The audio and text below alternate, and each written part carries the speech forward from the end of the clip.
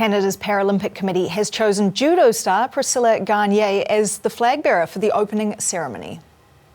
The ceremony takes place on August 24th. Gagné is ranked second in the 52 kilogram category, and this will be her second time competing at the Paralympics. She placed fifth in Rio in 2016.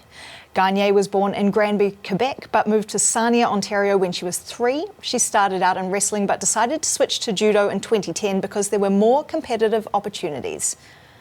And Priscilla Gagné is in Tokyo joining us now. We've reached her there. Priscilla, congratulations to you. How are you feeling right now?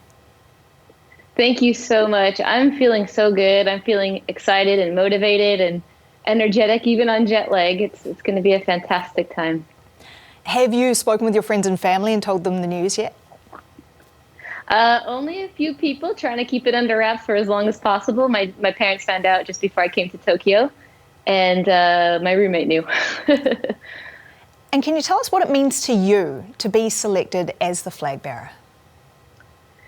For me, it's very honoring and humbling, and it's very nostalgic. We've all been through a lot over the last 5 years, last year and a half especially.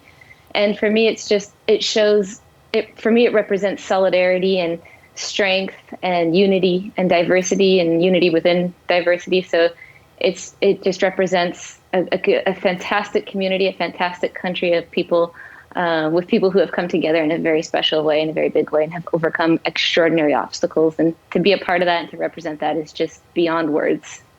For those who aren't familiar with the sport of parajudo, can you tell us a bit about what it's like to compete?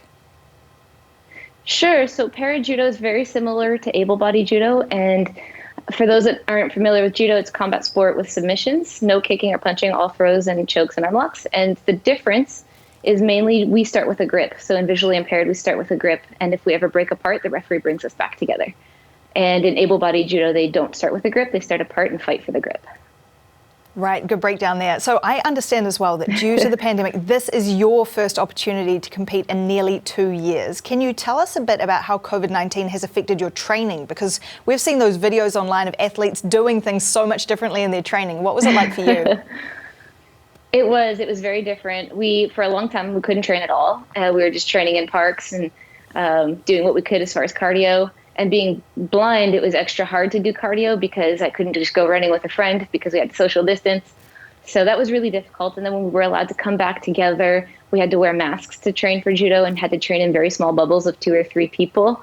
4 people in total. And so that was very difficult. And for me, the extra layer of difficulty was watching the able-bodied Olympians able to train together in a very large bubble. But unfortunately, for other reasons, we weren't able to do that. So that was really, really hard for me to see that happening. And so again, extraordinary obstacles that we've all overcome. I'm not the only one. And so it's so nice and special and rewarding. And it's a gift to be here. And it's a gift to be able to train. And it's a privilege to be able to come to Tokyo. Amazing attitude. Can you tell me, how challenging do you think your matches are going to be? Obviously, these are the best and the best of the best in the world. Yes. It's going to be very challenging. 6 of them I've not yet competed against, and they're all very strong. And so it's going to be very challenging. It's going to be very methodical. Strategy is going to be involved. I'm going to have to stay very focused and stick to the plan. We have separate plans for every opponent.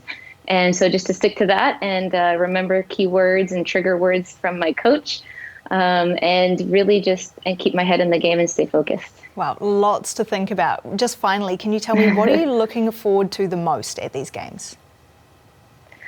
I've always said it's about the journey and not just the destination. So I think that the games is its own journey in of itself. And so I'm really looking forward to going through hearing my teammates, how they're doing, but also walking through each fight and each battle. And the podium for sure is my biggest dream. So. Well, our fingers are crossed for you. Thank you so much for your time. That's Canada's Paralympic flag bearer Priscilla Gagné in Tokyo.